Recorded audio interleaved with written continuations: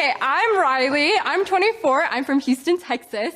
And honestly, I'm down for any good adventure. I just got scuba dive certified and I'm planning to go to Australia this summer, so I'm super excited about that. And then I just picked up skiing like 2 years ago, and I honestly love any themed party. Like those are like my favorite things to go to, my favorite things to plan. And I'm looking for someone that wants to be my adventure buddy, and it's someone that I can trust in and is going to be there for me. If any gentleman would like to get to know Riley more, please step forward.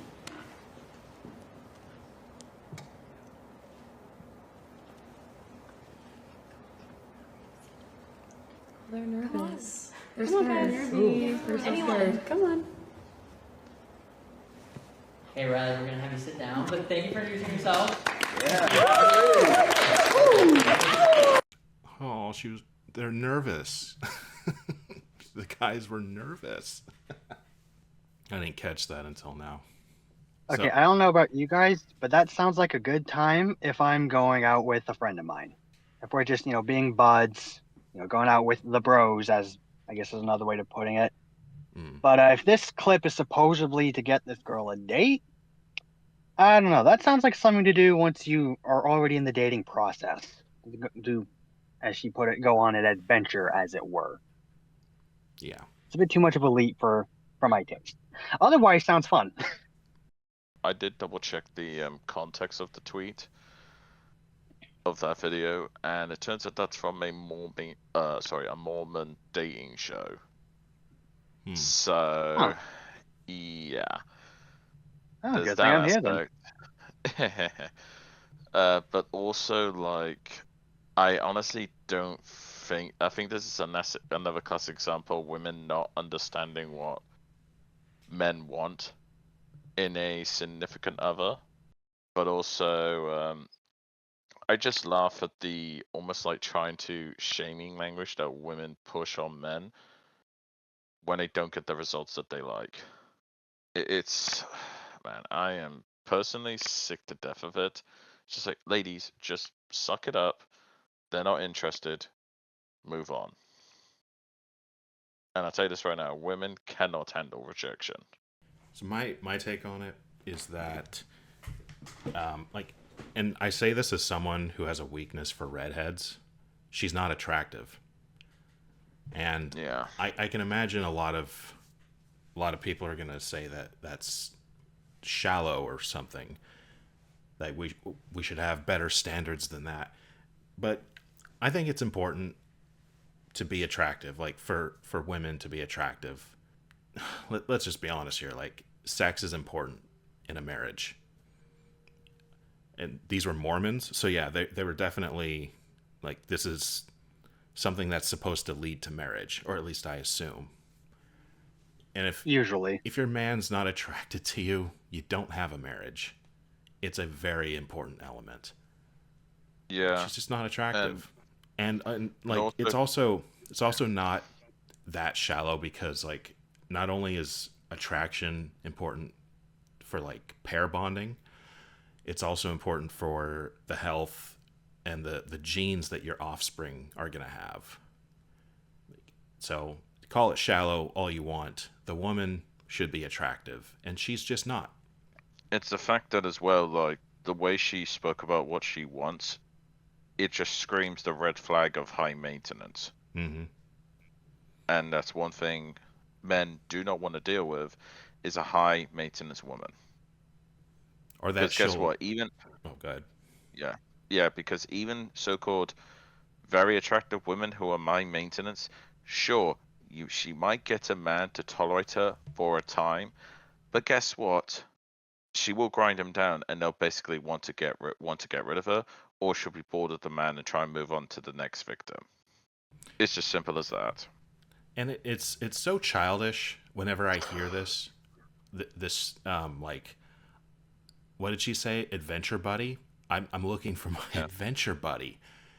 That's how so many women, most women I would even say, in this century think of relationships and marriage. They think of it as like, what fun are you going to bring to my life? Or like, what story are we going to write together? It's never about, let's just be together, have a family, and then we'll see where life takes us. It's never that. It's always like they think they're in a book, and this book is like a high fantasy adventure, like this woman said. and she just wants the right warrior to be with her on this adventure. Like, fuck off. This is life, and men understand that better than women. So I see that, and I think, well, one, you're not attractive, and two, you don't understand reality. So, yeah, no chance I would have stood up when I have a weakness for redheads. Yeah, well, again, it's a, I did like how a lot of the chat did point out that, quite frankly, the chat was clearly explained that quite frankly, that there's just no interest in it. And I'm sure you see, obviously, Arch, we did talk about this on the last King's Council podcast episode, which I hope anyone else watching this do go and check out. A lot women today, especially the young ones, they're into a rude awakening of the dating dynamic between the genders. Is that, quite frankly, men have checked out. I mean, if you ever heard some of the polling data, it's like between 60 to 80% of men are not even looking. Yeah, and if that's we're scary. gonna check back in, we need a lot better than that. No, quite frankly, I'm only speaking for myself. Obviously, you two gentlemen or anyone else listening can happily agree or disagree right now. But quite frankly, I would dare say the only way men are going to check back in, you better be offering the men a better deal than our grandfathers and great grandfathers had. Yeah, that's a good point. That sounds like a good time if you just want something to do with a friend. But the problem is, this is supposedly a dating show or site or of sorts. This is indicative of a larger issue that everyone else in my family has noticed. That's something we talk about quite a bit as we're all growing up and going out into the world to build, to expand the family more or less with our own little families. And that problem is people's priorities for what their dynamic, what they want it to be before and after marriage is completely swapped. It is the reverse of what it should be. People go into the dating market, and as you guys have said, they're looking for a storybook or an adventure. But that's all. If you're serious about being in a relationship and wanting to build a legacy, the fun comes after the marriage. Before you're married, that's where you need to get the really tough stuff out of the way to know if this is someone you want to have children with. And when you don't look at it that way, you are bound for all this heartbreak and really just the mess that is the dating landscape all across the West. Exactly. Life is difficult, and women think, like, if I'm going to be with a man, he better make life easy. That's the closest they get to maturity when they approach relationships. You are only going to be with me to make life easy for me. If life gets hard for any reason, I'm going to hold that against you and probably going to leave you. And most failed relationships are because the woman left. They don't understand. Yeah. They don't understand that you are simply choosing to live life together. Okay? And that is most likely going to be more difficult than easy. Even if you're rich. I mean, if you're rich, you just have a new set of problems.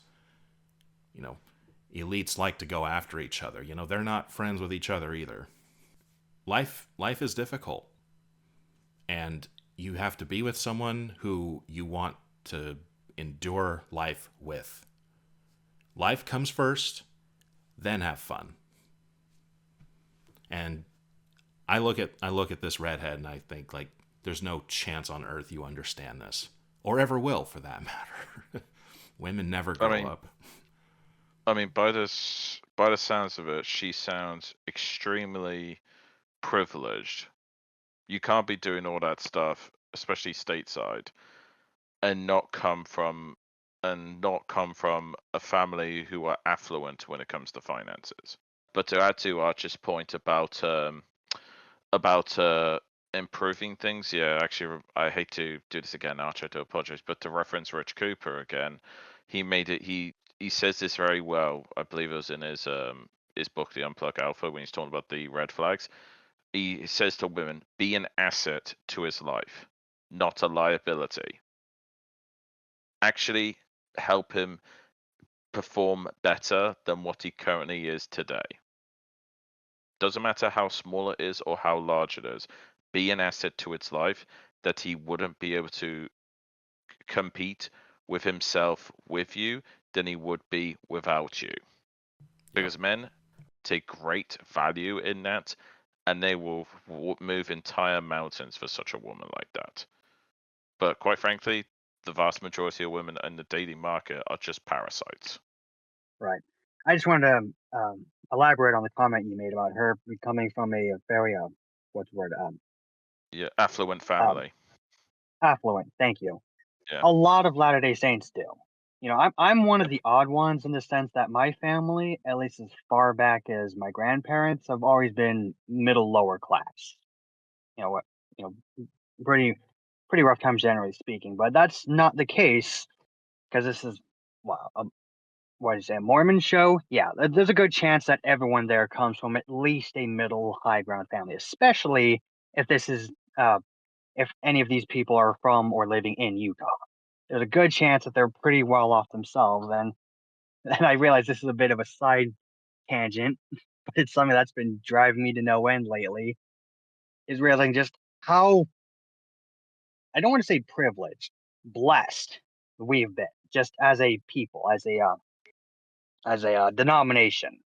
We've been incredibly blessed in the amount of things that we've been able to get out of the world, whether it's nice homes and fancy cars and just really anything, which a lot of it can be attributed to how we practice finance.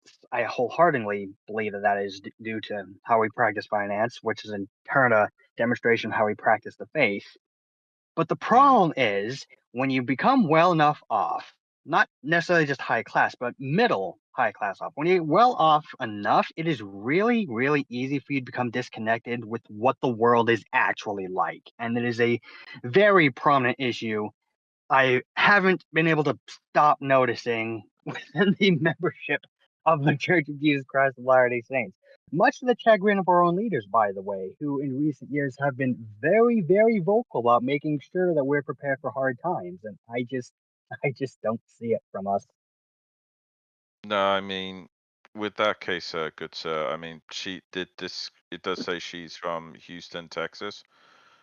But obviously, Okay. as an Englishman, I am aware of how big the Mormon community is in Utah. Well, So yeah, we I'm not settled it. there is that as well, and it's a classic case of the trust fund kid problem. Is that if they grow up in a Yes. trust fund mentality, everything to them is easy, and any slight inconvenience, the entire world ends. And They it's have it's no never their fault. If something goes wrong, it's never their fault. But I wouldn't exactly. I Yeah. would say you're right, autist, when you say blessed, but it's not completely technically accurate. You Mormons, even though I vehemently disagree with your interpretation of Christianity, you are excellent at keeping your families close. And that is a recipe for success always. We're social animals after all. Like, we have to get that part down. It's also another reason the Jews are so successful. Their families are pretty close too. You know, when Yep. when you have a close family, a lot of expenses either get reduced or completely eliminated. I use this analogy a lot. Your car breaks down in the middle of the freeway, pull over to the side, and you just wait for someone to pick you up. What are you going to do? If you have a close family, and at least some of them are nearby, you can call one of them, and they can come pick you up, or they can even possibly fix your car, and then you can just drive away. Or if you have nobody, you can pay for someone to both pick you up and then pay for someone to fix your car. You are now down a lot more money than you would have been if you just had people. So yeah, it is a blessing, but it's also a very obvious survival mechanism. Have close-knit families. Oh And yeah, so Which is because something that's we encourage. it's and you're also right that like it blinds you to like being successful and growing up with an abundance of everything. It does blind you to the struggles of real life, and I think that's a plague that's affected the entire West. Everyone thinks that, you know, if we just throw enough money at Africa, Africa will become just like North America. You know? no, no, it will not. Honestly, if she was, I'm not joking. If that woman was literally sit on a call with the late great Canvas Samuels, rest in peace. I think just a 2-minute chat with him, I think she would realize, oh my god, I actually am the problem. Providing she has the ability to listen. But I do laugh at some of the tweets about this. People are trying to claim, oh, men get to take issue if the woman has loads of money, she's paying for everything. I'm like, no, men don't have an issue with that at all. The issue is when women brag about it and try to belittle men over it. It is There's a incredible. difference. By all means, It is incredible how simple men are, and women still can't understand what we want. It's incredible. Oh no. They can understand it. They just don't like it. That's the truth of it. They just don't like how simpler we are. And the idea that I will say this right now, hot take. Women are not complicated, they're just retarded. I don't think that's a hot take here. No, the reason why I say it's a hot take is because it's so everything can be simply explained about women if you just hold a position, they're retarded. Because they're not actually complex. When I think of complex systems, I think rocket science, I think nuclear of physics, I think of them quantum mechanics. not necessarily as retarded. I think of them as mentally children. They never grow up. They only grow old. I don't know who coined that phrase, but whoever coined it was genius, because that's true. Well, Arch, I would dare argue, in many ways, retards and children does quite a strong overlap when you look at how they act. Yeah, I guess it's just weakness in general. Yeah. Yeah. Although then again, there's always the classic meme of the retards and the super geniuses holding the same position, and the mitwit in the middle holds the different position. Yes, Yeah. the midwit problem. I do want to give this girl the benefit the benefit of the doubt real quick. And just say this. You know, there's nothing wrong with wanting to go on an adventure, so to speak. But if you want to do that with your significant other, you should probably require said significant other first.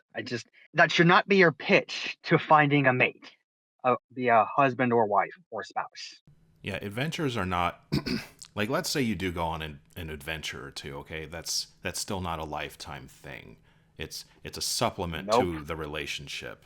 It's asinine to make it the main focus of the relationship.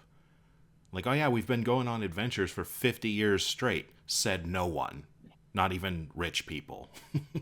That's not a thing. No, because well, not just that. Like, there's obviously the classic trope, Arch. I'm sure you're aware of this. I'm not sure for Ortis here if he's aware of this trope. But a woman who likes to travel, there is a strong correlation between that and getting ran through. No, I'm aware of that, unfortunately. And then, Okay, I wasn't sure since the first time we're properly interacting with each other. So I just which on that note, good to meet you. No worries. Likewise, good sir. But I will say that I sick to death of women trying to deny that's not true. That's not true. But it is ultimately true because we have so many examples of women doing it. In fact, there's even now a skit of a group of women who went out on a girls' trip, and they all went to the bathroom putting in frickin' paternity tests, waiting to find out who's pregnant. Yeah. Not sure if you've seen that video. And I haven't seen it, but I 100% believe it. And that's really common with groupies who like follow rock bands or NBA players. They crowd around. Like they'll even like be around each other waiting to like get one of these guys. And yeah, it's just a competition to get pregnant the fastest. And they just want a baby daddy. They just want child support. No. But the worst bit is when they travel to somewhere like Cancun in Mexico, or go to Miami or Vegas, or in the US case, travel to like Mediterranean Europe, like Italy, Greece, Spain, etc. And it makes me laugh how so many of them will deny this publicly, but then their Instagram stories and their TikToks make it very clear exactly what they're doing. I don't. Like, I agree with you. Just in the context of this video we're reacting to, I don't think it applies to her. I don't think any rich person has brought her onto his yacht. maybe I, not, but I like, also don't think that's like in the. I don't think it's in the cards. I don't think it's going to happen ever. I think she just genuinely just has this childish vision of the future, like we're gonna fall madly in love, and then we're just gonna go on these grand cartoon adventures. I think that's the limit to like her situation. But I do think you're right generally though. On the topic of, since you brought up the traveling girl and the likeliness of her getting rammed, on the off chance this catch the attention of anyone who would take issue with that observation, and one of the most common arguments I've heard back against acknowledging that is, well, for all you know, she could have just been growing up traveling or with her father, since there's fathers who travel with and they take their kids with them. To that I say, we can tell the difference between a girl who was brought up by her father, who either due to work or other circumstances able to travel and see the world, where a daughter could see the world with her father. There's a difference between that and the girl who's just traveling the world to be a whore. We can tell. You're not pulling. Yeah. You're not pulling the wool over our eyes with that. and the trope of someone who protests too much is guilty of the very thing they are protesting. Very true when it comes to the subject.